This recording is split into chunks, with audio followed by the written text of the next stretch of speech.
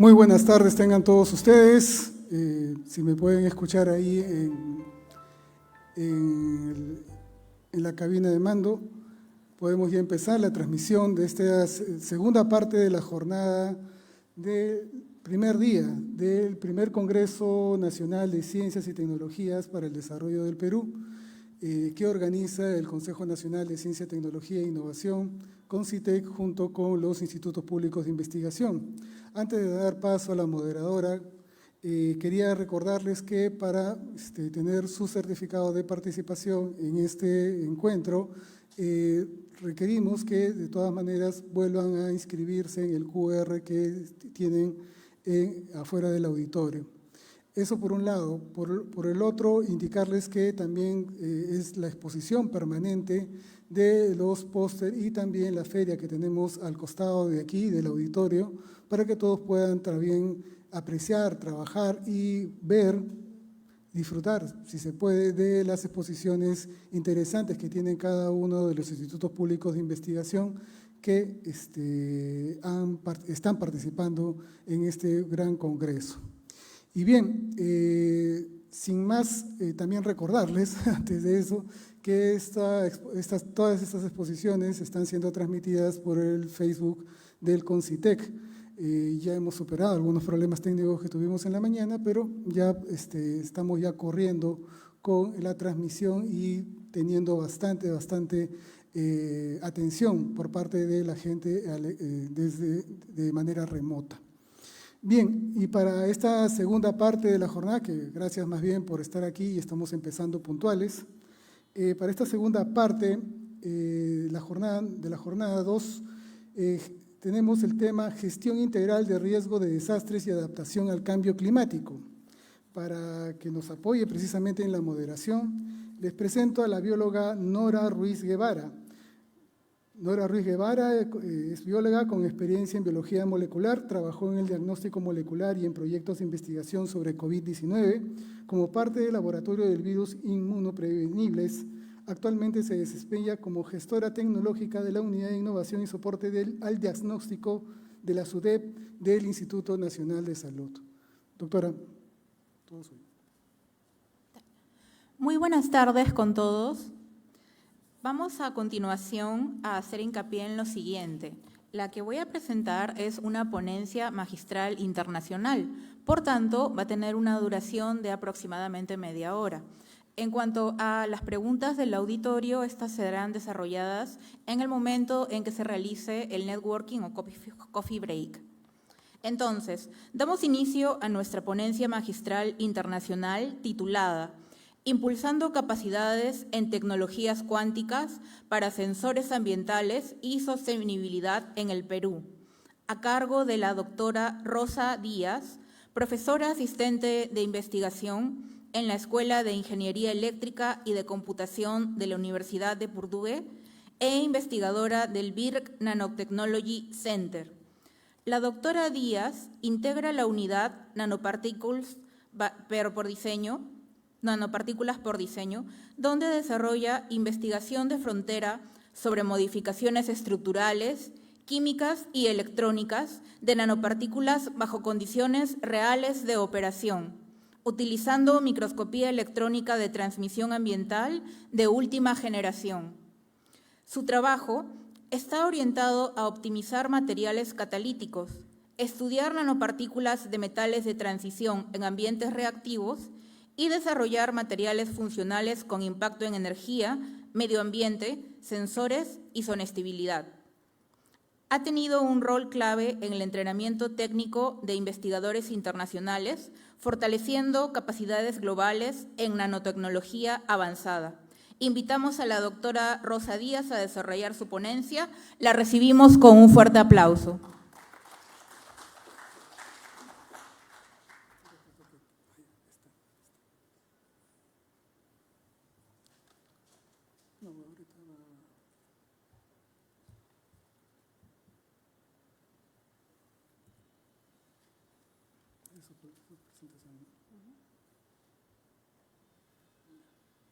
Para que avance. Ahorita le va a cambiar el pantalla.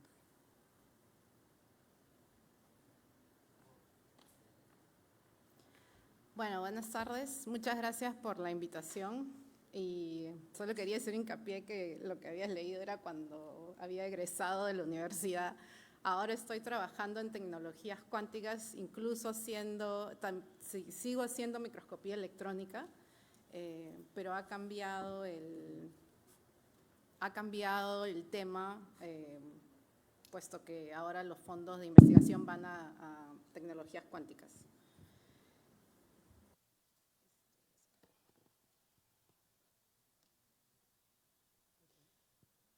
Bueno, en los últimos años he venido trabajando haciendo caracterización avanzada con tecnologías cuánticas. ¿Qué significa? Hemos trabajado con materiales para la computación cuántica y recientemente estamos usando materiales para sensores cuánticos, o estoy caracterizando materiales para sensores cuánticos. Y es en los últimos años que he visto que hay una gran ventaja que el Perú tiene para poder desarrollar este tipo de tecnologías. Muchos de ustedes saben que el Perú es un país minero y entre esos minerales que tenemos en el país, tenemos el cobre, por supuesto, somos el segundo o tercer exportador, pero también tenemos arsénico como un mineral altamente contaminante y galio, indio y antimonio en menor medida, pero lo tenemos presente. Todos estos materiales tienen en común que son parte de la materia prima en tecnologías cuánticas. Además de las materias primas, también tenemos que considerar que hay diseño de dispositivos, procesos de fabricación que significan inversiones de millones de dólares, voy a hablar más adelante de eso. Caracterización avanzada de materiales, que es donde entra mi expertise, y instrumentación criogénica, que es usada para hacer mediciones de la eficiencia de estos dispositivos cuánticos. Un ejemplo de dispositivos cuánticos que últimamente hemos estado trabajando son los sensores cuánticos usando Rydberg Atoms, y estos pueden ser usados para medir data ambiental precisamente. Y a lo que quiero llegar con esta diapositiva es decirles que todo esto, o todos los dispositivos cuánticos y el uso de sensores cuánticos puede llevarnos a tomar decisiones en políticas públicas, ¿no? Cuando queremos proteger nuestras comunidades, el medio ambiente, o incluso impulsar investigación y desarrollo en las universidades del Perú, considerando que la materia prima está en el país. Voy a empezar hablando por qué es importante medir, ¿no? Como científicos, muchos de nosotros medimos diferentes cosas, pero también en la vida diaria la medición es parte de nuestra vida diaria, ¿no? Luego voy a hablar sobre tecnologías cuánticas enfocadas en sensores.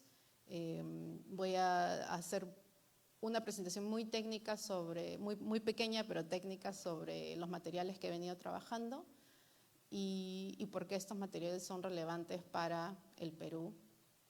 Y luego hablaré de la colaboración que he venido haciendo con la Universidad de Purdue y con instituciones en el Perú para poder hacer desarrollo de capacidades de estudiantes y científicos peruanos.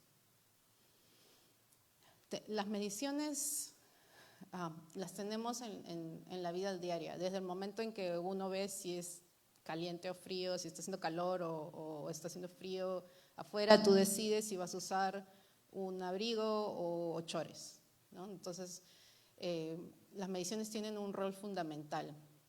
También los productos que consumimos son medidos constantemente para ver si tienen ciertos contaminantes o no.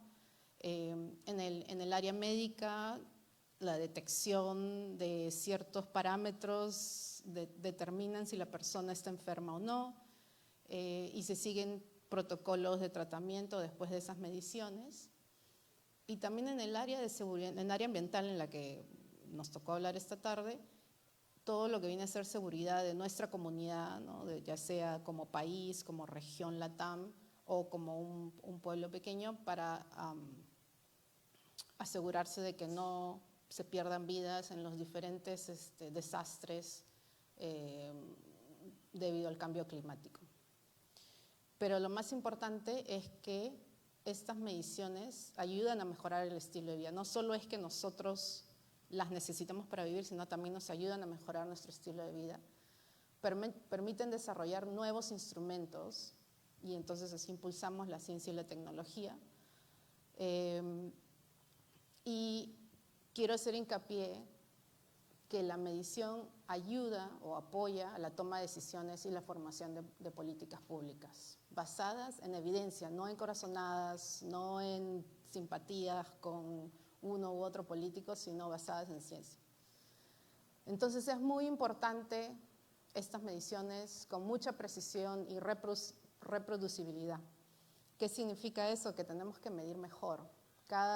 Como medíamos hace 100 años no es lo mismo como medimos ahora, y como midamos en 5 años con el avance de las tecnologías cuánticas no va a ser igual como lo medimos hoy en día. Hay un quote que me gusta hablar, es de Lord Kelvin, que dice, medir es saber, ¿no? Medir es saber, y si no lo puedes medir no vas a poder mejorarlo. Y hace poco un amigo que está en el área de business, sin saber seguro que esta frase era de Lord Kelvin, me dijo, si no lo mides no lo puedes controlar, ¿no? Entonces la medición es muy importante en diferentes áreas, ya sea ciencia, ya sea educación. Cuando trabajas con niños tienes que medir si está funcionando o no la currícula que uno le está impartiendo, y en business, ¿no? Tienes que medir si tus horas de trabajo están realmente dando lo que tienen que dar. Pero bueno, el reto de medir mejor está en poder enfrentar desafíos ambientales, climáticos, tecnológicos, y necesitamos instrumentos capaces de poder medir con alta precisión, con rapidez.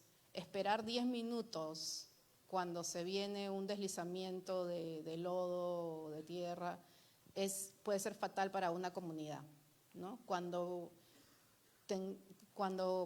En cambio, si ponemos sensores que den aviso o alarma en segundos antes de que se produzca el deslizamiento, podría salvar muchas vidas. Entonces, este reto de medir mejor es lo que impulsa el desarrollo de nuevas tecnologías de medición. Y ese es el camino hacia, y se forja el camino hacia las tecnologías cuánticas. Esta foto que les pongo acá es de las inundaciones que han habido. A ver, ¿cómo es? Las inundaciones que han habido, no se ve. Bueno, la primera foto es las inundaciones que han habido en el área de Asia. Y ustedes, no sé si han visto, pero en los últimos par de días, la zona que ha habido inundaciones o donde ha habido lluvias, no solo es Sri Lanka, se expande por todo el sudeste asiático y es increíble la cantidad de vidas y de infraestructura que se está perdiendo, y eso es en los últimos 2 días. Esta foto se hizo muy conocida mundialmente, es el huaico que hubo, el deslizamiento que hubo en marzo del 2017 en Lima, que también se perdieron vidas, infraestructura. Y todo esto podría ser evitado si usamos sensores que actúen más rápido, ¿no? En milisegundos o femtosegundos. Y la última foto es una foto de un área contaminada en la zona centro del país con arsénico, donde los sensores cuánticos también podrían entrar a trabajar, a medir cambios en la química del agua, por ejemplo, ¿no? Y ayudar a detectar estas zonas contaminadas. Antes de hablar de tecnologías cuánticas, quería saber, no sé si ustedes pueden entrar al código QR, y lo veo en la otra computadora, quería saber qué tanto saben de mecánica cuántica o física cuántica. A ver si funciona.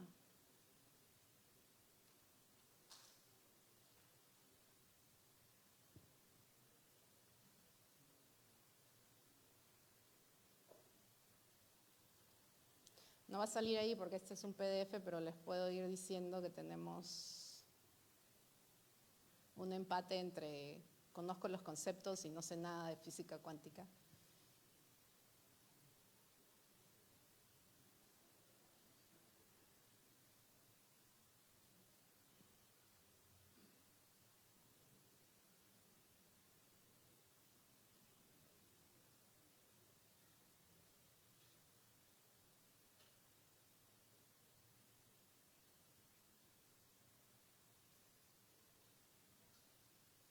Vamos a darle 2 segundos más, a ver si se desempata.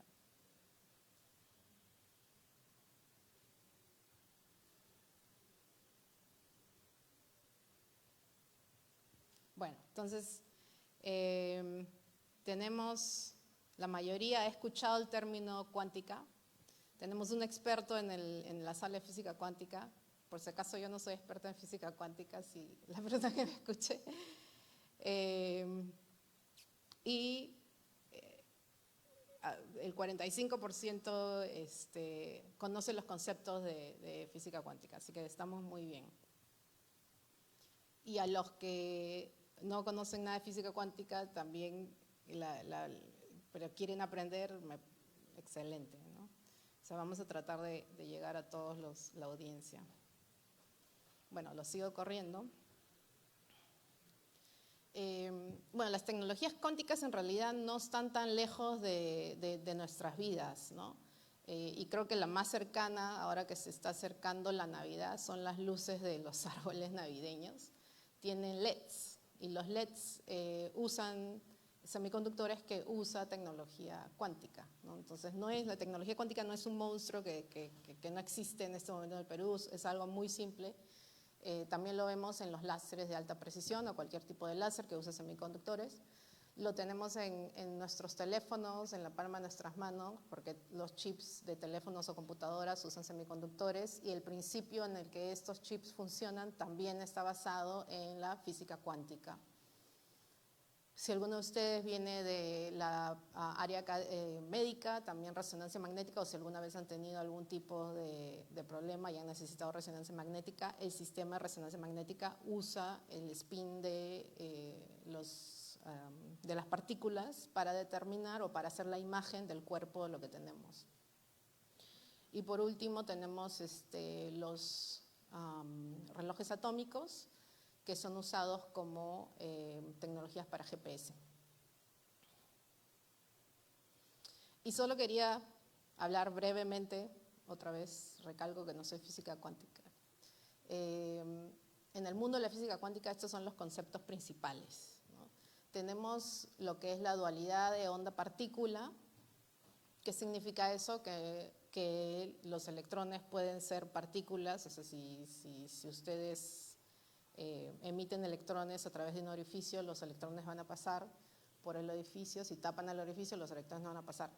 Lo interesante también pasa eso con los fotones, con la luz. Lo interesante es que cuando tienen ahora dos orificios o dos rendijas, si ustedes emiten ya sea fotones, luz o electrones, no es que ven del otro lado dos luces diferentes, sino hay una interferencia entre las dos, y eso determina que estas partículas tienen también propiedades de onda, ¿no? También las partículas en sistemas restringidos, ¿qué significa eso? Por ejemplo, los electrones dentro de un átomo tienen energías en ciertos valores determinados, o sea que la energía está cuantizada, que es diferente a partículas libres como electrones libres, que pueden tener diferentes valores de energía. También tenemos el entrelazamiento, que es el estado de que el estado de una partícula depende del estado de la otra partícula si estén a mucha distancia, ¿no? Entonces, por ejemplo, muchas de la base en la computación cuántica también se basa en el entrelazamiento para guardar la información de los qubits, ¿no? de los nuevos los bits cuánticos. Y por último, la superposición cuántica, en la que la partícula, primero hablemos del spin, ¿no? Le estoy mostrando acá una partícula X y tiene spin arriba, spin abajo, son propiedades también cuánticas, el spin. Y la superposición dice que mientras que yo no mida esa partícula, esa partícula puede estar en ambas posiciones al mismo tiempo, ¿no? Y es el famoso experimento del gato de Schrödinger, que no se sabe si está muerto o vivo hasta que lo mides, y ahí generas recién esa medición. Puse las fechas porque si bien la mecánica cuántica ha sido desarrollada por más de 100 años, 150 años, si mi matemática no me falla, recién estos años se está viendo las aplicaciones de estas teorías que fueron propuestas en el 1800, en 1900. ¿Y por qué se tardó tanto, ¿no? Una de las razones, o las razones principales, es que recién la instrumentación o la tecnología está haciendo posible reducir los dispositivos al punto en el que podamos hacer estas mediciones, ¿no? A nivel atómico, y probar que las teorías del 1800-1900 realmente aplican ahora, ¿no? ¿Qué tipo de instrumentación o infraestructura existe ahora? Tenemos los clean rooms, que son las salas limpias donde uno puede crecer materiales que son totalmente limpios, sin ninguna partícula de polvo o contaminantes de moléculas de gas de ningún tipo. Tenemos el Electron Beam Lithography, que es para poder hacer una impresión. Imagínense una impresora que en vez de usar luz usa electrones, por ende podemos hacer impresiones muy, muy pequeñas, ¿no? Estamos hablando de nanómetros, 1 o 2 nanómetros a más. Y también se ha desarrollado el microscopio electrónico, y esto es donde entran mis expertise, ¿no? El hecho de que ahora tengamos la capacidad de poder resolver átomos o distancias hasta 65 picómetros, que es el límite de un microscopio electrónico en estos días, ha permitido ver que lo que uno está creciendo tiene o no tiene defectos, que es importante, ¿no? Saber si tu dispositivo tiene defectos, cómo se comporta después, haces una correlación con las propiedades eléctricas o electrónicas o cuánticas, o si se comporta, por qué se comporta como si es positivo o negativo, ¿no? Entonces el microscopio electrónico es usado para poder saber cómo estas estructuras están hechas y cómo cuando ponemos dos materiales distintos, qué tipo de defectos existen. Y vamos a hablar de eso más adelante. Y por último, en los últimos años se ha desarrollado con gran rapidez las tecnologías criogénicas, que son necesarias para poder medir estas propiedades cuánticas, ¿no? Es la otra parte no sé si del problema, pero la otra parte de poder desarrollar tecnologías cuánticas es que la mayoría de estas tecnologías necesita temperaturas extremas bajas, ¿no? Estamos hablando de helio líquido y muchas veces milikelvin de temperatura. Las tecnologías cuánticas pueden dividirse en grandes rasgos en tres áreas, ¿no? Lo que es comunicación, computación y sensores. Y dentro de estas, en realidad yo empecé trabajando con materiales para la computación cuántica, y solo quería dar un mensaje sobre ese tema. Es que la computación cuántica está hecha para poder resolver problemas de importancia social, ¿no? Y no es que todos tengamos, por lo menos no en los próximos 5 o 10 años, no vamos a tener una laptop que es una laptop cuántica o una computadora cuántica en tu casa, no está hecha para eso, pero sí para usarla como un servicio, para poder hacer simulaciones, por ejemplo, para desarrollo de nuevos medicamentos o nuevos materiales. El 96% de la manufactura de los productos que consumimos como sociedad se basan en la química y la ciencia de los materiales, ¿no? Entonces, el poder de una computadora cuántica va a estar en poder simular nuevos materiales o la interacción de estos materiales o el tamaño de los dispositivos que uno quiera usar.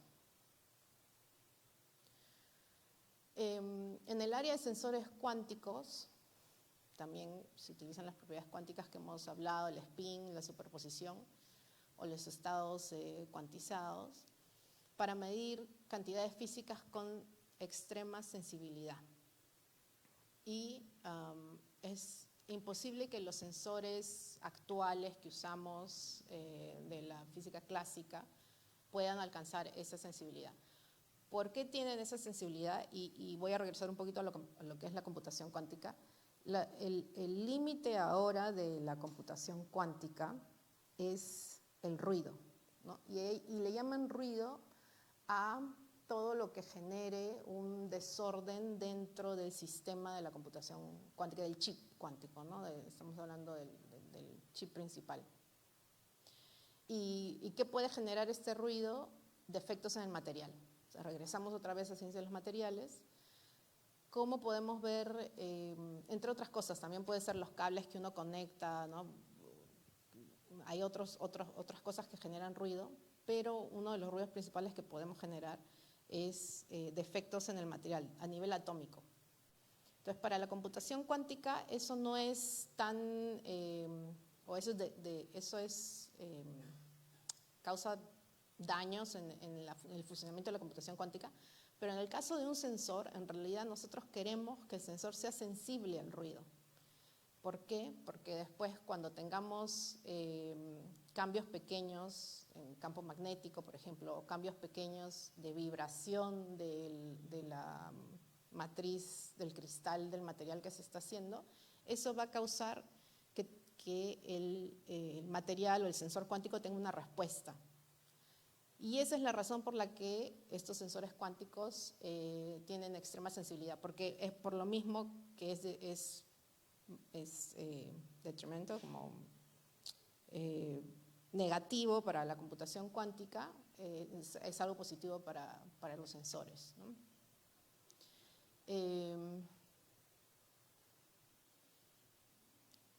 Entonces, con los sensores cuánticos podemos medir campos magnéticos muy débiles, cambios minúsculos de gravedad, variación de temperatura o presión, contaminantes químicos y movimientos o vibraciones imperceptibles. ¿Cuáles son las aplicaciones de estos sensores cuánticos? Ya tenemos sensores cuánticos en como producto, ¿no? En la industria. Está en la medicina como magnometría cuántica y nuevas versiones de resonancia magnética, por ejemplo. Navegación sin GPS, pues el uso de giroscopios cuánticos de ultra precisión. Creo que es uno de los problemas actuales, por ejemplo, del desarrollo de giroscopios, es que el GPS tiene como un margen de error de más o menos de 1 metro. Y 1 metro es bastante, ¿no? Cuando quieres ubicar la zona efectivamente, 1 metro es demasiado, ¿no? Entonces, giroscopios cuánticos se dice que pueden tener menos de 1 metro de resolución. Exploración geofísica, monitoreo ambiental, y eso es lo que hemos venido a hablar. Y el tipo de sensor que se usa para monitoreo ambiental, ¿no? Que podemos ver las variaciones en la química de los gases, por ejemplo, variaciones de radiación o variaciones de química en el agua o el suelo, son los sensores a base de los átomos de Rayberg. Bueno, y telecomunicaciones y sincronizaciones son otro tema. En la misma área también tenemos los magnómetros cuánticos. Solo quería mostrar este cuadro que está aquí a la derecha, que compara cuál es la efectividad de un sensor cuántico comparado con los sensores clásicos. Y estamos hablando de alrededor de 1 femtoseco de Tesla, ¿no? un femtotesla. Entonces, estas sensibilidades hacen que estas tecnologías sean más interesantes, ¿no? Para la sociedad. Bueno, ahora quiero pasar a la parte técnica. Vamos a hablar un poco de la caracterización de materiales que hemos venido haciendo para estos sensores. Recientemente empecé a colaborar con una profesora que trabaja con estos sensores del átomo de Rayberg Atom, pero están a base de cobre, ¿no? Entonces, aquí regreso al primer slide en el que les hablé que siendo Perú, o Perú teniendo una gran cantidad de cobre, las capacidades para desarrollar, para que nosotros podamos entrar en lo que es investigación y desarrollo de este tipo de materiales no están muy lejos, ¿no? Lo que ven en el lado derecho es una imagen de un microscopio electrónico de barrido y una imagen de un microscopio óptico, en lo que estamos mostrando un dispositivo nanofotónico que es de nitruro de silicio, y encima el círculo que ven de otro color, ese es el óxido de cobre o cupreous. Y en el lado izquierdo es la caracterización que se hizo a bajas temperaturas con fotoluminescencia para mostrar que encontramos esta cuantización de las energías usando este material. También he venido trabajando con un material semiconductor, el scandium aluminum nitride, que es piezoeléctrico. Entonces, por estas capacidades piezoeléctricas, es un material ideal para microchemical systems, MEMS, dispositivos MEMS. Y la parte en la que yo me encargo, no hago el dispositivo, colaboro con la persona que crece el material, con la persona que hace los dispositivos, y yo me encargo otra vez, regreso a la caracterización del material. Y aquí, ¿qué es lo importante, ¿no? Nosotros, o la persona que crece, el colaborador que crece el material de scandium aluminum nitride con el nitruro de galio y crece en capas. Y lo que nos interesa saber, déjame ver si lo puedo mover acá. Lo que nos interesa saber es cómo esta interfase entre el scandium aluminum nitride y el nitruro de galio se comporta, porque esas son las interfaces que van a originar una respuesta positiva o negativa del dispositivo, ¿no? Entonces queremos que estas interfaces sean los más planas posibles. Esto es un pozo cuántico, solo que son múltiples pozos cuánticos, y esta colaboración no solo es Estoy muy orgullosa de esta colaboración porque no solo es mi grupo, sino es un estudiante de la Universidad del Cusco que empezó conmigo como pasante, luego vino para terminar su tesis de pregrado y ahora está haciendo el doctorado conmigo. Y él se ha dedicado a trabajar el modelo de cómo caracterizar estas interfaces, ¿no? Escribiendo el código, haciendo la microscopía, y está por publicar sus artículos. Pero con este proyecto mostramos que hay una manera de simular o modelar las interfaces cuando tenemos algo casi perfecto, como vemos acá. No voy a ir en detalle, pero créanme que esto es una interfaz casi perfecta, con algo que obviamente al ojo se ve que estas interfaces están más, como que la topología está más variante, ¿no? Como hay más valles y colinas en esta. Y con el modelo que el estudiante hace, podemos darle una métrica a la interfase. Entonces, si se dieron cuenta, los números random dice .6, .6, ¿no? El modelo que él construye, cuando los números se acercan al 0, estos números que les estoy mostrando, que son los coeficientes de crecimiento, es una interfase perfecta, ¿no? Y cuando los números están cerca al 1, no hay interfase. Entonces, viendo el material que está totalmente en desorden comparado con el otro que tiene la interfase perfecta, se ve que el modelo, la métrica funciona, ¿no?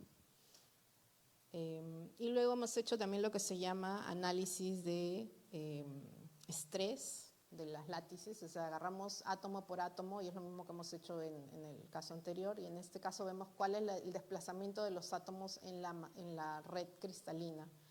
Y esto es casi similar, solo que en vez de ver el desplazamiento de átomos en la red cristalina, estamos viendo cuál es la intensidad de cada átomo a través de la interfase. Y esa intensidad está relacionada al material. Entonces, ¿qué me dice? Que el material, que en este caso galio, está ingresando a la zona donde tengo el scandium aluminum nitride, ¿no? Que es lo que trato de evitar. Y por último, voy a hablar de un giroscopio que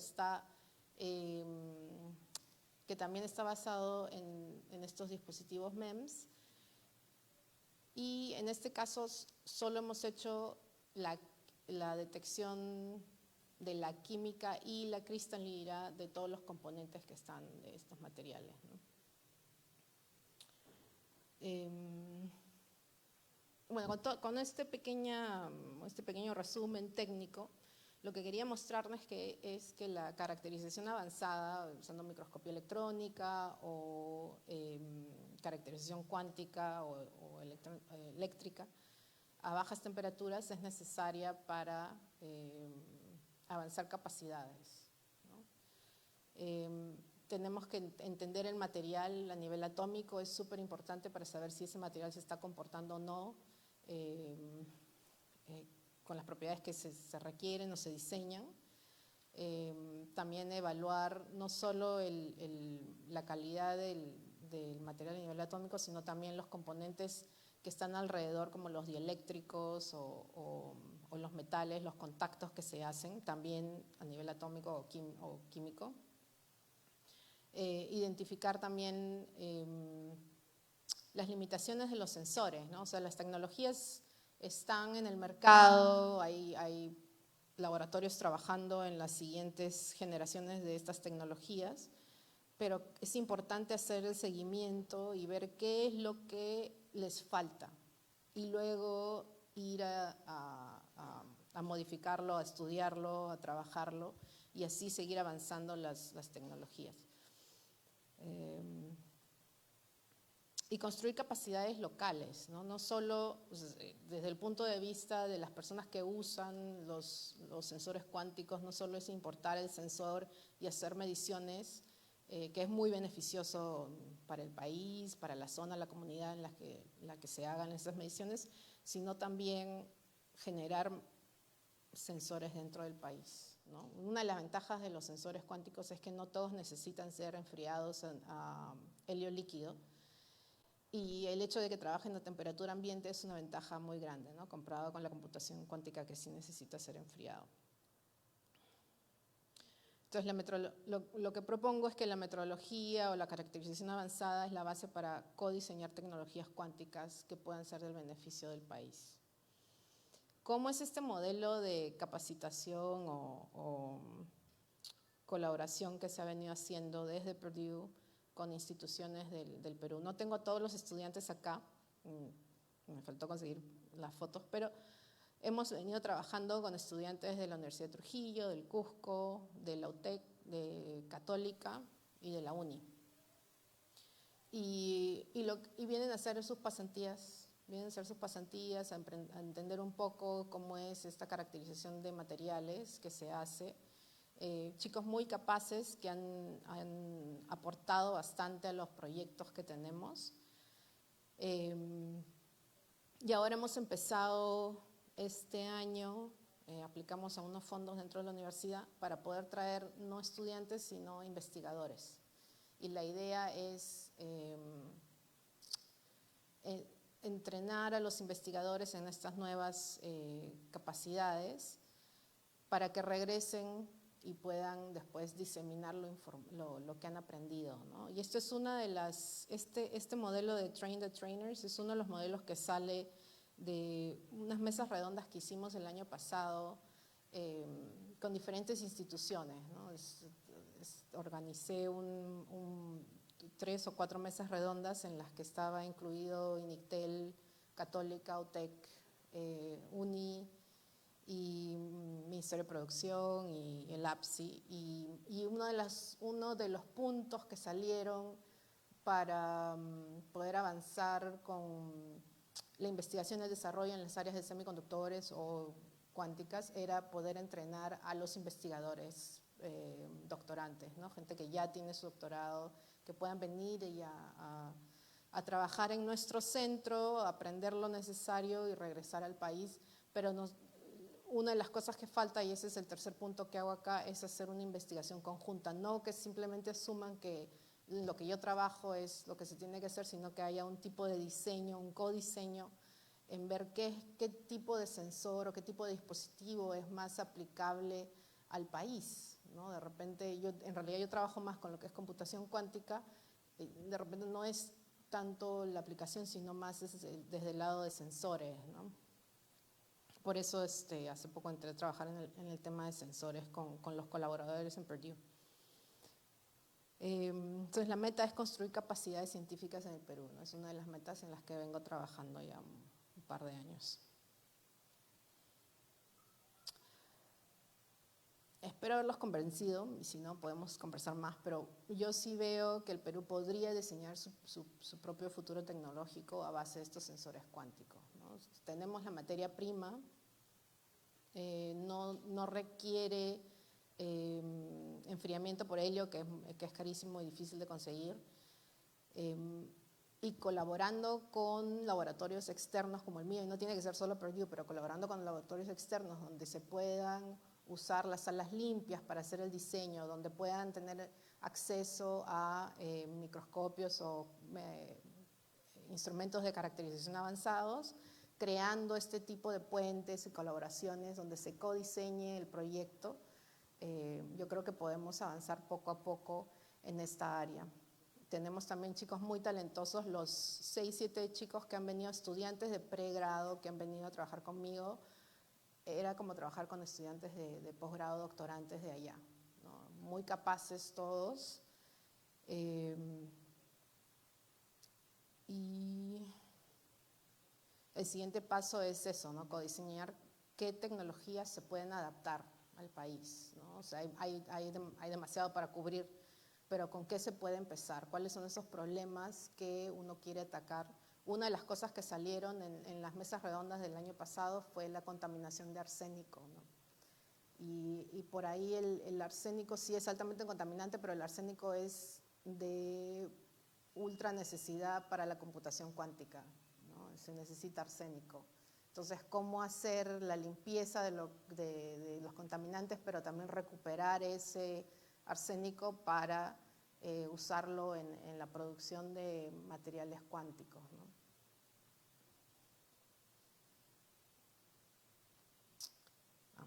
Y eso es todo. Muchas gracias por su atención.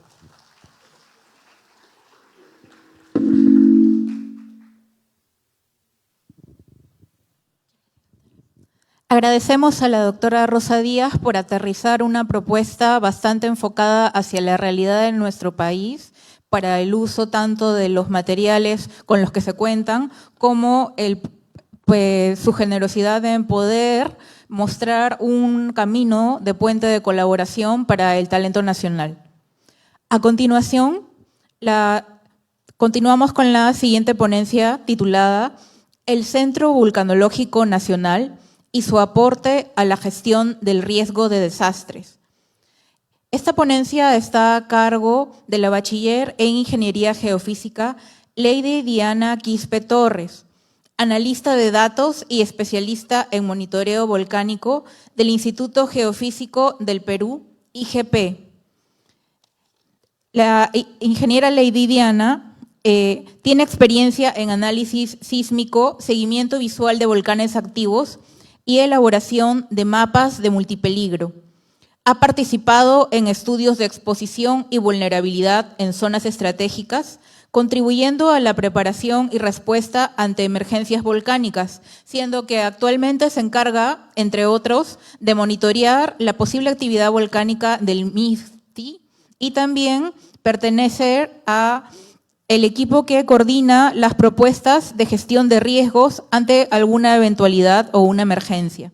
Invitamos a Lady Diana Quispe Torres para desarrollar su ponencia. La recibimos con un fuerte aplauso.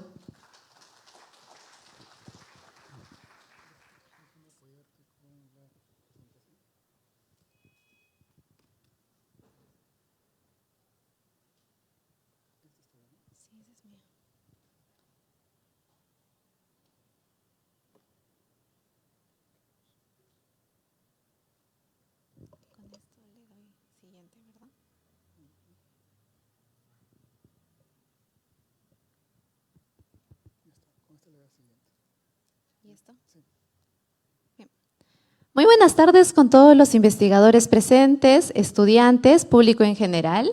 En esta ocasión yo voy a compartir con ustedes el trabajo que venimos realizando como Centro Vulcanológico Nacional, más conocido como CENVUL, el cual forma parte del Instituto Geofísico del Perú, el IGP.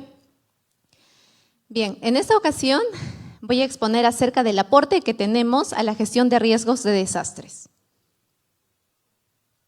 Para entrar en contexto, es muy importante saber que tenemos más de 400 volcanes que están en el sur de nuestro país, de los cuales 16 volcanes están activos. De estos 16 volcanes, el 80% están siendo monitoreados por el IGP a través del CENVUL. Estos 13 volcanes se ubican en 4 regiones al sur de nuestro país, en la región de Ayacucho, Arequipa, Moquegua y Tacna. El análisis consiste de una vigilancia continua, es decir, es permanente. Contamos con sistemas instrumentales en los volcanes y también generamos un aporte a la ciencia. Como pueden ver en las fotografías, son algunos de los volcanes que tenemos en el sur de nuestro país. Son volcanes activos. Cuando uno lo ve, le inspira, no sé, son hermosos paisajes, son bien imponentes, están llenos de vida, pero que a la vez representan un riesgo para los que viven cerca de ellos. De allí la importancia de la prevención y de la educación. Bien, voy a desarrollar 3 temas importantes. Voy a comenzar con las funciones del IGP en la vigilancia y monitoreo de volcanes activos. El IGP lleva 103 años haciendo ciencia. Todo comienza en 1922, cuando los estadounidenses, los investigadores de Washington, fundan el Observatorio Magnético de Huancayo en 1922, que viene a ser el inicio, la cuna del IGP. A lo largo del tiempo, Se implementan estudios como la sismología, fenómenos naturales, espaciales, y es así que en 1987 se comienza con los estudios de vulcanología, a raíz de la erupción del Sabancaya. El volcán Sabancaya se encuentra en la ciudad de Arequipa y actualmente es el único volcán que está en proceso eruptivo. A lo largo del tiempo, la información que se registraba en papel fotográfico pasó a la etapa digital. La red de monitoreo se ha ampliado, actualmente, como les comento, se monitorean 13 volcanes, y es así que en el 2022 se inaugura la sede del Observatorio Vulcanológico del Sur, que se encuentra en la ciudad de Arequipa, en el cual está el CEMVUL. ¿Qué volcanes monitoreamos? Están en 4 regiones. En la región más al norte, en Ayacucho, tenemos 2 volcanes que están en alerta verde. Está el Auquihuato, el Sarasara. Alerta verde quiere decir que está estable, pero está activo. En Arequipa tenemos 4 volcanes activos. Está el Misti, el Chachani, el Coropuna. El Coropuna es el único volcán que tiene un casquete glaciar extenso. Y el Sabancaya, que está en alerta naranja. Es el único que está erupcionando. De allí, en la región de Moquegua, tenemos otros 3 volcanes en alerta verde. Está el Huayna Putina, el Ubinas y el Tixani. El volcán Ubinas es el volcán más activo que tenemos en todo el sur del país. Y más hacia el sur, en la región de Tacna, tenemos 4 volcanes también activos en alerta verde. Está el complejo volcánico de Casiri, Purpuruni, Yucamane y Tutupaca. De acuerdo a los análisis que realizaron los especialistas, determinaron la peligrosidad de estos volcanes, de los 16. Y es así que el Misti es considerado el más peligroso, como pueden ver en esta gráfica. Se consideró 2 parámetros muy importantes: la cercanía a la población y la cantidad de población expuesta al peligro. En el Misti, desde la Plaza de Armas hasta el cráter, hay aproximadamente 16 kilómetros, y desde las zonas urbanas que están lamentablemente cada vez creciendo más hacia el volcán, hasta el cráter hay aproximadamente entre 6 y 7 kilómetros de distancia. Entonces está totalmente expuesta. A diferencia de los otros volcanes de las otras regiones, donde hay centros poblados más pequeños de miles de personas. De allí le sigue el volcán Sabancaya, que también está en Arequipa, el volcán Ubinas en Moquegua, los volcanes Chachani, Tixani, Coropuna y así sucesivamente. Este es el CEMVUL. El monitoreo que realizamos es de lunes a domingo. También contamos con monitoreo nocturno, lo cual nos permite evidenciar en caso de haber alguna explosión importante durante la noche. En este observatorio contamos con una vista impresionante. Podemos ver los 4 volcanes activos de Arequipa. ¿Y por qué es importante vigilar a los volcanes? Para empezar, existen peligros volcánicos. Cuando un volcán entra en erupción, puede emitir flujos de lava. Como pueden ver en la primera fotografía, los flujos de lava, estos escenarios los encontramos en los volcanes que hay en Hawái y en Islandia, ¿no? Donde el flujo de lava es muy color rojizo, bien fluido. En los volcanes que tenemos en nuestro país, son volcanes grises, lo que les caracteriza va a ser la lava que va a ser muy viscosa, que se va a solidificar muy cerca al cráter, formando lo que es un domo de lava, que viene a ser como un bloque de roca que se ha consolidado. Y en caso de haber una erupción, esto va a salir expulsado hacia el exterior de manera violenta. De allí se tiene la ceniza, es el peligro volcánico, uno de los más peligrosos que tenemos, y es de fácil exposición. Hay de diferentes tamaños. La ceniza está compuesta principalmente de silicatos, que son altamente tóxicos, pueden causar la ceguera. Si ingresa también por el sistema respiratorio, puede causar de manera prolongada la muerte. Y la ceniza, una vez que sale hacia el exterior, en la atmósfera, se queda unas horas suspendida, y de ahí, por diferencia de densidades, es que por efecto de la gravedad cae hacia el suelo.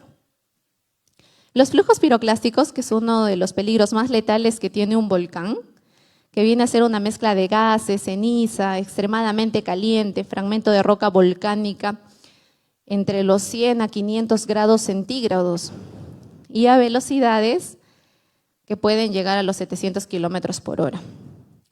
Por eso, lograr escapar de un flujo piroclástico es casi imposible. Es uno de los peligros más letales que tiene un volcán. De allí las avalanchas de escombros, que viene a ser el colapso de parte del edificio volcánico que se va a deslizar a grandes velocidades y va a arrasar todo a su paso. Puede ir acompañado de ceniza.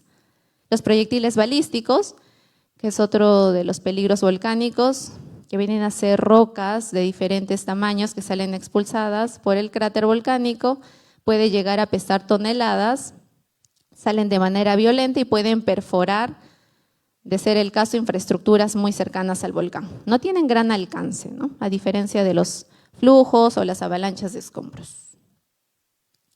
De allí la importancia de monitorear volcanes, ¿no? La ceniza es altamente tóxica, como pueden ver aquí.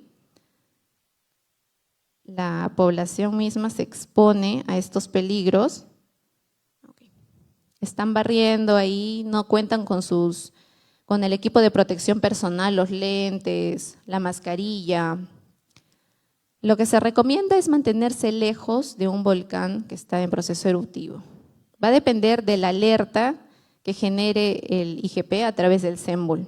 Generalmente entre los 5 o 10 kilómetros es mejor no ascender. De allí también se tiene lo que son los lajares, muy parecido a un huaico, pero que lleva material volcánico y que en temporada de lluvia, ahora en la región sur, entre diciembre hasta marzo, es que estas quebradas llegan a colmatarse porque lamentablemente las personas han invadido su cauce natural. Desde el inicio de la cuenca de estas quebradas vemos que son más anchas, pero a medida que nos aproximamos a las zonas urbanas se vuelven mucho más angostas, lo que hace que en temporadas de lluvias estas quebradas lleguen a colapsar e inundar viviendas que están al ras o incluso hemos visto viviendas que están dentro de las quebradas. Contamos con un semáforo de alerta volcánica, se tienen 3 niveles de alerta. Actualmente hay 12 volcanes en alerta verde, es decir, están activos pero estables. Cuando se incrementa la actividad sísmica en el interior de un volcán, además puede aparecer fumarolas, que es vapor de agua y gases, la alerta cambia a amarillo. Pero si las erupciones son más continuas, hay explosiones, emisiones de ceniza, la actividad sísmica es mayor o incluso cambios en la deformación volcánica, el nivel de alerta cambia a naranja. Y ya en el peor de los casos, llegaría a una situación más crítica, una alerta de tipo rojo, donde pueden aparecer los flujos piroclásticos, avalancha de escombros. Segundo, el tema a tratar es sobre los sistemas de monitoreo volcánico implementados por el CENBUL. Y es que a lo largo de los años la red geofísica de volcanes en el sur se ha incrementado bastante. Como pueden ver, estos son los 13 volcanes, son los diferentes métodos que se utiliza para la vigilancia, desde la sísmica, la geodesia, imágenes satelitales, la geoquímica. Y no solo son permanentes, sino también se tienen campañas donde se va a campo y se recolecta datos, se toma datos en tiempo real. Estos son algunos de los instrumentos que utilizamos como institución. En la geoquímica de gases tenemos el multigas, ALDOAS.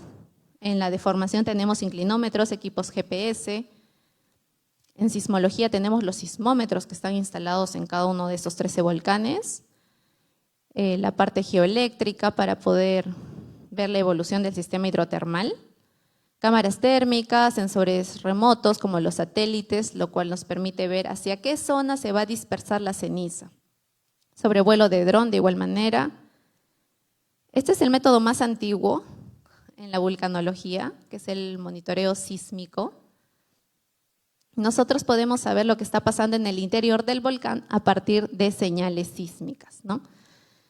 Cuando hay ruptura de roca en el interior de un volcán, nos llega como señales tipo VT, son sismos VT. Y así, cuando hay movimiento de fluidos o una mezcla de ambos, que es un híbrido, que es ya precursor a una erupción volcánica. Entonces, este método nos ha acompañado desde hace muchos años y es uno de los más indispensables que tenemos en la actualidad.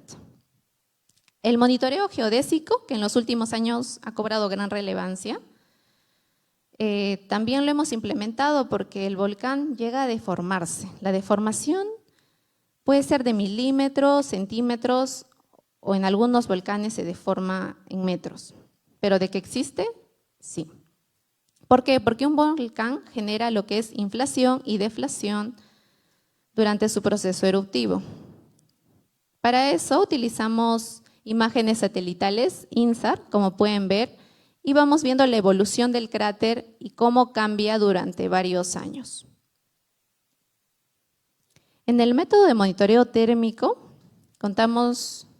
utilizamos plataformas como NASA First Mount que detectan anomalías térmicas en todo el mundo, pero lo que a nosotros nos interesa son las que pertenecen netamente al cono volcánico. Cuando un volcán está en proceso eruptivo, estas anomalías térmicas las vamos a encontrar en el cráter del volcán, van a ser altas y en mayor cantidad, a diferencia de volcanes en alerta verde donde no detectamos ninguna anomalía térmica. En dispersión de ceniza también utilizamos lo que son las imágenes satelitales del GOES para poder ver qué distritos pueden ser afectados, el alcance, la dispersión de principalmente la ceniza, ¿no?, que es altamente tóxica. Y las cámaras en tiempo real que tienen un enfoque al volcán. Y tercero, ya por último, sobre la generación y difusión de información vulcanológica. Y es que con todos los datos que nos brindan los instrumentos, nosotros podemos identificar en la parte sísmica también señales precursoras a explosiones volcánicas. Señales tipo híbrido, tremores, LPs, tornillos, todo eso se correlaciona con los demás métodos que les he mencionado. Los reportes que emitimos son de manera diaria, son los reportes diarios del estado de los 13 volcanes. También emitimos alertas vulcanológicas por caída de ceniza, por descenso de lajares, porque en el tema de lajares también se tienen instaladas cámaras muy cerca de las quebradas y podemos saber que están descendiendo.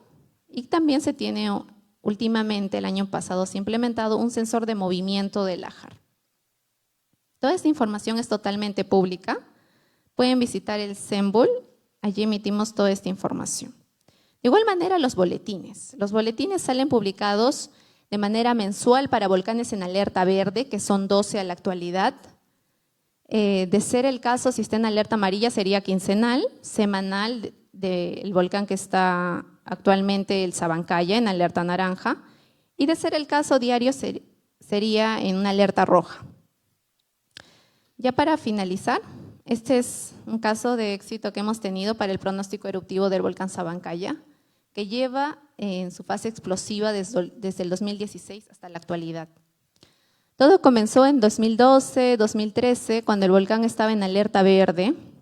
Se empezó a detectar intranquilidad sísmica, mayor cantidad de eventos tipo BT, entre otros, fumarolas, y es así que a inicios del 2013 se recomienda cambiar la alerta amarilla, justamente por estas fumarolas. Llevó así aproximadamente 3 años, cuando las explosiones empezaron a ser de manera diaria, ya se evidenció caída de ceniza, y es así que se cambió a una alerta de tipo naranja, que se mantuvo aproximadamente 9 años. Este año, en 2025 a inicios, se vio un cambio en la sismicidad, disminución en eventos, las fumarolas ya casi no se veían, no había ceniza, y es por eso que se cambió la alerta nuevamente a amarillo. Pero como vimos, periodos de intranquilidad, mayor cantidad de anomalías térmicas, entre otros, se cambió nuevamente la alerta en septiembre a naranja. Y lo que ocurrió el 13 de septiembre fue una explosión que superó los 5 kilómetros de altura de ceniza en el volcán Sabancaya, acompañado de flujos piroclásticos. Es un poco inusual poder ver este tipo de peligros hasta la fecha en los volcanes que hemos tenido, pero de qué ha pasado hace miles de años, ha ocurrido, ¿no? Este flujo piroclástico fue de menor alcance. También tenemos una app que pueden descargar por la App Store. Está como #IGP. Ahí también se genera información de sismología, de volcanes. Toda la información es pública. Y no solo se realiza la vigilancia, la publicación de informes técnicos, científicos, sino también nosotros vamos a cada localidad que está muy cerca a estos 13 volcanes y compartimos conocimientos para que los pobladores sepan a lo que se pueden enfrentar, sepan sobre vulcanología, sobre todo lo básico, los peligros volcánicos, el origen de los volcanes. También recibimos visitas en nuestro Centro Vulcanológico Nacional que está en Arequipa, de estudiantes, profesionales. Y bueno, estas son las instituciones que reciben nuestra información. Están los COERS de las 4 regiones que actualmente tienen volcanes activos, el INDECI, el CORPAC y el COEN. Muchas gracias por su atención. Agradecemos a la ingeniera Lady Diana Quispe. Muchas gracias por su presentación tan ilustrativa del trabajo continuo que que coordina el IGP en los análisis y monitoreos de volcanes en Perú. A continuación, vamos a presentar la ponencia científica titulada Modelos híbridos basados en Deep Learning para mejorar la predicción hidrológica en cuencas del Pacífico peruano. Esta ponencia está a cargo del ingeniero Harold Omar Yauca Soto, ingeniero agrícola, magíster en recursos y medio ambiente hídrico y especialista en el Servicio Nacional de Meteorología e Hidrología del Perú, CENAMI. Es investigador experto en modelamiento hidrológico, inteligencia artificial aplicada al análisis hidrológico y sensoramiento remoto en cuencas con escasa información. Ha liderado herramientas para monitoreo y pronóstico de eventos extremos, contribuyendo a la seguridad hídrica y adaptación al cambio climático. Invitamos al ingeniero Yauca a desarrollar su ponencia.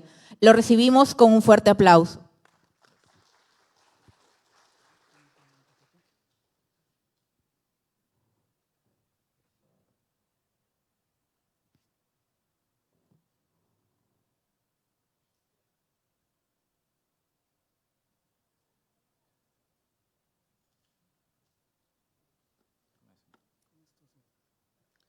Hola.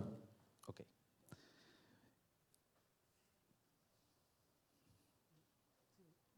Y ahora sí. Ahora sí. Ok, buenas tardes a todos, gracias por la invitación. Quiero hablar ahora un poco de lo que está de boga, ¿no? En boga, que es el uso de tecnologías de inteligencia artificial y cómo podemos acoplar estas técnicas, ¿no? Mucho más allá de lo que seguramente conocemos en las redes o el tema de algunas sugerencias que hay en los chatbots, por ejemplo. ¿Cómo podemos integrarlo al monitoreo hidrológico en busca de un poco tratar de entender algunos procesos hidrológicos importantes? Entonces, quiero comenzar recordando algo seguramente que tienen en mente, ¿no? Y es que en el 2023, el ciclón Yaku, este ciclón inusual que se presentó sobre la costa norte del Perú y que fue avanzando por toda la costa central, ¿no? Afectó obviamente a la población, se produjeron lamentablemente pérdidas de vidas humanas, pérdida de infraestructura, y si lo cuantificamos estaríamos hablando aproximadamente de 50.000 millones de soles, ¿no? Lo que nos dejó ese. Ello nos lleva a pensar en una pregunta leccionadora, ¿no? ¿Cómo podemos anticipar este tipo de peligros, ¿no? Y desde el CENAMI siempre tratamos de buscar soluciones técnico-científicas para lidiar con esta incertidumbre de conocer los peligros hidroclimáticos, ¿no? Ok, hay algo importante que seguramente mis colegas estarán de acuerdo y es que no podemos conocer lo que no medimos. Entonces, la medición es un punto de partida importante, ¿no? Tener datos es sumamente relevante, pero en este caso no basta solo con tener datos. Vean ustedes, nosotros a diciembre del 2025 tenemos 131 estaciones hidrológicas operativas en todo el territorio, ¿no? Como pueden ver ahí esos puntos en el mapa, ¿no? Estas estaciones hidrológicas registran niveles de agua y se puede obtener luego datos de caudales como tal, ¿no? Pero también tienen ciertas limitaciones y estas limitaciones están referidas principalmente a la cobertura espacial, Tenemos zonas del país donde no tenemos estaciones hidrológicas, obviamente, y por ende no nos podemos quedar de brazos cruzados en no alertar a la población. Otro punto importante es que la mayoría de estaciones están concentradas en zonas accesibles, ¿no? Otro punto es que la información, por lo general, puede presentar vacíos, ¿no? Y siempre que se produce un evento extremo, las estaciones hidrológicas son los soldados caídos, ¿no? Hay muchas estaciones que son arrasadas por la crecida de los ríos, ¿no? Y reponerlas sugiere no solo un tema económico, sino también administrativo, ¿no? El tema de sostenibilidad también, no solo basta con tener una capacidad de inversión en instalar una estación, sino también en el mantenimiento, ¿no? Y algo que voy a repetirlo seguramente mucho en esta presentación, es la anticipación, ¿no? Con una estación, los que hemos visto hidrología, solo podemos predecir el caudal durante el tiempo de concentración de la cuenca. Más allá de ese tiempo de concentración, no somos capaces de poder predecir con ese dato de caudal observado. Entonces, la anticipación es un factor clave, por ende, los datos o las mediciones en este caso no van a ser del todo suficientes para poder, en este caso, acotar esta incertidumbre, ¿no? Por ende, los modelos hidrológicos nos van a servir para tratar de entender el sistema hidrológico. Como pueden ver aquí, lo que seguramente queremos conocer es, teniendo en cuenta la precipitación, conocer cuál sería la respuesta de esta cuenca frente a esa precipitación puntualmente, ¿no? ¿Y qué nos permite un modelo? Bueno, si yo logro conocer el sistema hidrológico, seguramente voy a poder conocer la respuesta a un evento todavía mucho más intenso, ¿no? Eso es lo que tratamos de hacer con un modelo hidrológico en términos muy sencillos. Siempre la palabra clave que les decía, anticipar el comportamiento del sistema. Siempre vamos a buscar anticiparnos para poder alertar, ¿no? Y para eso tenemos muchos modelos, ¿no? Modelos físicos, como el que ven aquí, un modelo que resuelve ecuaciones de balance energético, ¿no? Y que puede integrar muchas variables, ¿no? Modelos conceptuales, por ejemplo, que son simplificaciones de estos procesos físicos, y lo que hoy en día está muy de moda, entre comillas, los modelos basados en datos, ¿no? Modelos que utilizan información, utilizan datos para precisamente, en este caso, generar esta anticipación. Pero siempre nos vamos a enfrentar como hidrólogos, ¿no?, a esta pregunta: ¿qué modelo debemos elegir? ¿Cuál de ellos debo utilizar? ¿Qué necesito para utilizarlo? ¿Qué tipo de información requiero, ¿no?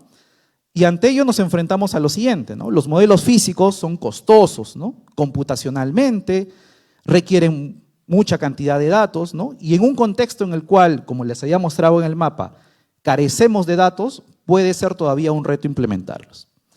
Por otro lado, tenemos los modelos conceptuales, ¿no? Estos modelos que son mucho más simplificados, que seguramente requieren menos información, pero que en algunos casos, si no son bien explicados, podrían terminar siendo de repente o saliendo de los límites físicos, ¿no? Y por otro lado tenemos este tipo de imagen, ¿no? Bueno, meme le llamamos, ¿no? De meme de Peter Parker, ¿no? En el cual, claro, estamos contentos porque los modelos de inteligencia artificial representan muy bien el sistema, ¿no? Pero si nos ponemos a pensar qué hace el modelo, realmente no sabemos qué hace, ¿no? Es una caja negra como tal, ¿no? Entonces, teniendo un poco ya su atención, hablemos un poco de la inteligencia artificial, ¿no? La inteligencia artificial lo que trata es precisamente de que las máquinas puedan imitar la inteligencia humana. Y dentro de la inteligencia artificial tenemos distintos campos.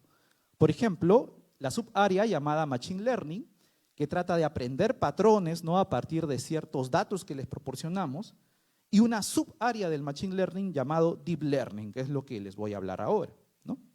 El Deep Learning lo que trata es de representar patrones, ¿no?, precisamente mucho más complejos como el sistema hidrológico. El sistema hidrológico es un proceso no lineal, ¿no?, muy complejo de representar. Y para ello, pues, más allá, como les decía, de las aplicaciones como Siri, Alexa o las recomendaciones de Netflix, etcétera, la inteligencia artificial puede ser usada de manera técnica, en este caso también para poder tener aplicaciones como las redes neuronales, ¿no? En este caso, en principio, se testearon dos tipos de redes neuronales, ¿no? Las redes neuronales recurrentes, o los LSTM, y en este caso, las redes neuronales convolucionales, ¿no? En ambos casos, como pueden ver, muchas de esas ecuaciones complejas o esas interrelaciones explícitamente no nos van a decir cómo se comporta el sistema hidrológico, cómo se comporta el escurrimiento, la infiltración, no lo podemos ver. De hecho, este mismo modelo podría ser utilizado para determinar el patrón de nuestra escritura y transformarla en una característica digital. Entonces, en este caso lo que nosotros tratamos es un poco de utilizar tecnologías ya existentes como es la mezcla de modelos. Un modelo de inteligencia artificial que resuelva ecuaciones muy complejas y también un modelo conceptual como el modelo GR4J, que es un modelo muy utilizado en hidrología, ¿no? Entonces, la idea un poco que se nos muestra es cómo podemos utilizar cierto tipo de información generada por modelos conceptuales mezcladas con modelos de inteligencia artificial. O sea, ahí tengo los dos pesos, ¿no? La performance buena de los modelos de inteligencia artificial o de deep learning en este caso, y la performance un poco más interpretativa de algunos modelos conceptuales, ¿no? Muy bien, entonces nos enfrentamos a esta pregunta, ¿no? La que planteamos. ¿Puede un enfoque híbrido, esta mezcla, basado en técnicas de aprendizaje profundo, mejorar la simulación de caudales diarios en cuencas antropizadas de la vertiente del Pacífico? Recordemos que las cuencas de la vertiente del Pacífico son cuencas, importante, antropizadas, cuencas sobre las cuales hay muchos usos de agua. Por lo tanto, un modelo físico netamente no va a poder representar este comportamiento del todo, porque hay un comportamiento propio del ser humano, ¿no? De los usos, ¿no? De las utilidades que se le dé al agua. Muy bien, entonces, para este experimento se trabajaron 13 cuencas en el Pacífico, ¿no? Las que ven aquí en pantalla. Tenemos, por ejemplo, la cuenca Tumbes, Piura, Lambayeque, Chicama, hasta llegar hacia el sur la cuenca Camaná, Ocoña y la cuenca del río Tambo, ¿no? Tenemos cuencas desde pequeñas, entre comillas, desde los 780 kilómetros cuadrados de superficie hasta los 15.000 kilómetros cuadrados. O sea, tenemos una amplia gama de variedad de cuencas en términos de área de drenaje, ¿no? Esta es la información que tenemos en nuestras estaciones hidrológicas. Como pueden ver, presentan vacíos, solo algunas presentan un registro grande, ¿no? Y obviamente hay algo muy importante, si uno quiere conocer, y eso recuerdo mucho de mi profesor de historia del colegio, ¿no? Queremos conocer la historia para que no se vuelva a repetir, nos decían, ¿no? Lo mismo se aplica para la hidrología también. Si yo quiero conocer el comportamiento futuro, es muy probable que sea muy parecido al comportamiento en la historia, ¿no? Salvo excepciones. Entonces, obviamente tener series cortas, series con vacíos, pues no nos ayudan a entender esos procesos. Para este modelo se utilizaron algunas variables meteorológicas como son datos de precipitación, datos de presión de vapor, ¿no? Creamos bases de datos hidrológicas, hidroclimáticas que ingresan a estos tipos de modelos y me voy a enfocar en el resultado de una cuenca, la cuenca El Tigre, Puyango-Tumbes, ¿no? Perdón, en la estación El Tigre, esta cuenca que compartimos con Ecuador, 70% del área de drenaje está en Ecuador, el 30% en Perú. Las altas lluvias que suceden en Ecuador, como peruanos no tenemos monitoreo o acceso a ese monitoreo, entonces veamos qué podemos hacer en este tipo de cuencas. Lo que ustedes ven aquí, la línea negra representa el caudal observado, la línea roja el caudal que se está simulando. Este con un modelo conceptual, un modelo tradicional, por así decirlo, y este con un modelo híbrido, ¿no? Utilizando inteligencia artificial. Este también un modelo híbrido. En hidrología utilizamos una métrica llamada la métrica de Nash, ¿no? NSE, que nos dice que si obtenemos un valor cercano a 1 puede ser un indicador de que nuestra simulación va por buen camino. Entonces pueden notar claramente que en un modelo tradicional tenemos un rendimiento bajo, pero si utilizamos técnicas de inteligencia artificial adicionadas a este modelo clásico, pues nuestro rendimiento cambia. Voy a hacer un zoom aquí para que puedan ver, ahí está la línea negra, ahí está la línea roja con nuestro modelo tradicional y vean cómo puede mejorarse precisamente la simulación, cómo esta línea roja se parece más a la línea negra en estos casos utilizando técnicas de inteligencia artificial, en específico técnicas de deep learning. Nos ponemos a pensar entonces, ¿cuál será el desempeño en las demás cuencas? Bueno, podemos tener cuencas donde, por ejemplo, el desempeño sea medio o incluso bajo, ¿no? Como algunas cuencas aquí, Puente Ocoña, ¿no? Y cómo tras utilizar técnicas de inteligencia artificial, el desempeño incrementa considerablemente, ¿no? Cómo somos capaces en este caso de integrar, ¿no? Nuevas tecnologías para mejorar las simulaciones hidrológicas en este punto. Finalmente, bueno, esto es un gráfico resumen que nos ayuda a entender un poco cómo es que mejoran, ¿no?, las simulaciones de caudal usando estos datos o estos modelos LSTM o CNN, ¿no? Se evidencia claramente de que las mejoras en términos absolutos son significativas, es decir, si antes mi modelo tenía un 30% de desempeño, ahora tiene un 80% de desempeño, ¿no? En términos, ese porcentaje de incremento, ese 40% es la ganancia al incorporar un modelo de Deep Learning, ¿no? Y eso es un poco lo que estamos teniendo. Si comparamos cuál de los dos modelos es mejor, la verdad que no hay un resultado convincente, ¿no? Ambos son buenos, ambos tienen su ventaja, ¿no? Y ligeramente el modelo LSTM termina siendo mejor que el modelo convolucional o CNN. Vean, si yo comparo de las 13 cuencas, 7 de ellas el modelo LSTM termina siendo mejor y en 7 de ellas, en 6 restantes, el modelo CNN termina siendo, en este caso, el ganador. Para ir finalizando un poco, este experimento inicial demuestra que aplicar enfoques híbridos, es decir, usar técnicas de inteligencia artificial mezcladas con nuestros modelos tradicionales, nos va a ayudar a mejorar la predictibilidad, ¿no? Pero también hay que tener mucho cuidado. En inteligencia artificial ocurre algo que se llama sobreajuste, ¿no? Y significa que nuestro modelo aprende tanto y se vuelve tan monstruo, por así decirlo, pero que solo es capaz de representar esa muestra que yo le estoy entregando. Si yo pruebo con otra muestra, el modelo pierde eficiencia. Entonces, ese es un punto crítico, sobre todo cuando se trabaja con este tipo de modelos, ¿no? Y sobre todo, veamos que es capaz de poder, en este caso, representar, ¿no?, la respuesta hidrológica en cuencas que han sido intervenidas, ¿no? Obviamente, siguientes trabajos, por ejemplo, nos alientan a probar esta metodología a nivel nacional, ¿no? Algo muy importante cuando se trabaja con inteligencia artificial es los datos. Por lo tanto, si yo quiero reproducir el caudal, tengo que tener datos de caudal para poder reproducirlos y compararlos. Pero ¿qué pasa si no tengo datos de caudal para poder reproducirlos? ¿Podré utilizar inteligencia artificial? La evidencia científica nos muestra que sí es posible, ¿no? Y para eso se utilizan técnicas de regionalización hidrológica y es a donde estamos apuntando en estos siguientes periodos de trabajo. Espero que esta presentación les haya sido interesante y bueno, les agradezco la invitación nuevamente. Muchas gracias.